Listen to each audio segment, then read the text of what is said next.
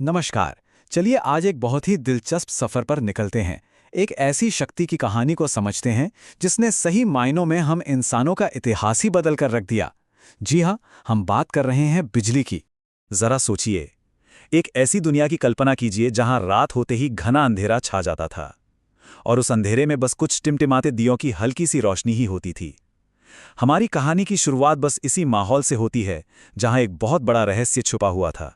तो चलिए, इस खोज की जो रिले रेस है ना, उसके पहले हिस्से में चलते हैं। हमारा सफर शुरू होता है एकदम प्राचीन यूनान से, जहां इस अनदेखी शक्ति की पहली झलक देखने को मिली थी। तो ये सब शुरू हुआ एक बहुत ही मामूली सी चीज से। थेल्स नाम के एक विचारक ने देखा कि एम्बर, जो पेड़ों से निकलने वाला एक तरह का गोंद होता है, उसे अगर ऊन से रगड़ा जाए तो उसमें हल्की फुल्की चीजों को अपनी तरफ खींचने की एक अजीब सी ताकत आ जाती है। ठीक वैसे ही जैसे हम बचपन में कंघी को बालों में रगड़कर कागज के टुकड़ों को उठाते थे। बस यही थी वो पहली पहचान जिसे हम आज स्टैटिक इलेक्ट्रिसिटी कहते हैं। और यहीं से इस पहेली को सुलझाने का सफर शुरू हो गया। अच्छा, अब कहानी में एक लंबा जंप लेते हैं, कई सदियां आगे। खोज की ये मशाल अब एक ऐसे इंसान के हाथ में थी जिसने एक बहुत ही दाढ़ी सवाल पूछा। सवाल ये था कि क्या एम्बर से निकलने वाली वो छोटी सी चिंगारी और आसमान में कड़कने वाली वो भयानक बिजली, क्या ये दोनों एक ही चीज हैं?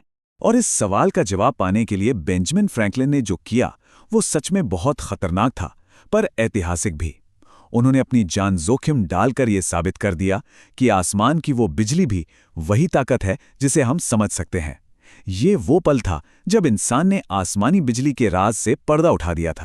और बात यहीं खत्म नहीं हुई। फ्रैंकलिन ने हमें बिजली की भाषा भी दी। मतलब ये जो पॉजिटिव और नेगेटिव चार्ज का कॉन्सेप्ट है ना, ये उन्हीं की देन है। और यही समझ आगे चलकर बिजली से जुड़े हर विज्ञान की नींव बनी। तो यहाँ एक जरूरी बात समझने वाली है। फ्रैंकलिन ने ये तो बता दिया कि आसमानी बिजली क्या है, लेकिन वो अब भी सिर्फ एक पल भर के लिए चमकने वाली चिंगारी थी। अब असली चुनौती थी उसे पकड़ना, उसे कंट्रोल करना।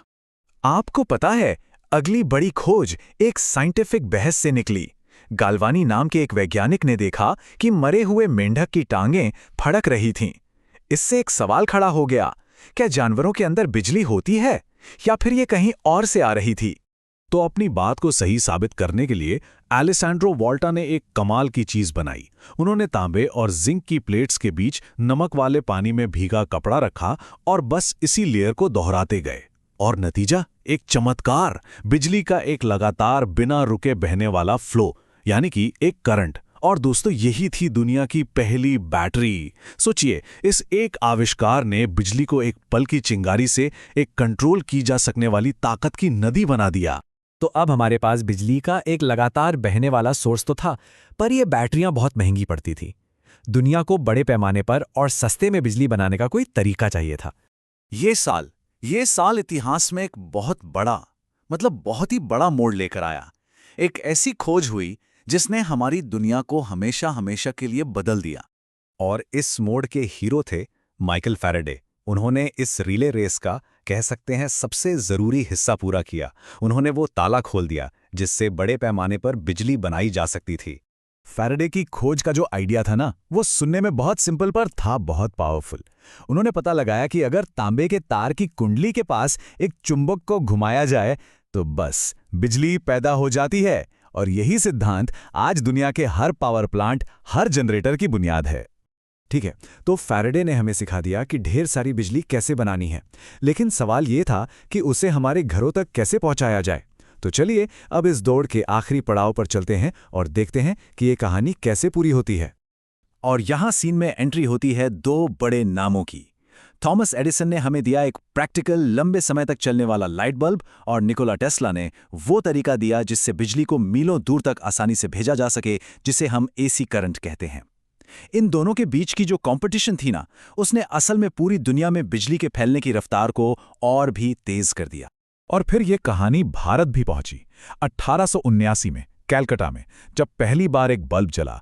फिर दार्जिलिंग में पहला पावर प्लांट बना और 1905 में दिल्ली का चांदनी चौक जब पहली बार बिजली से रोशन हुआ।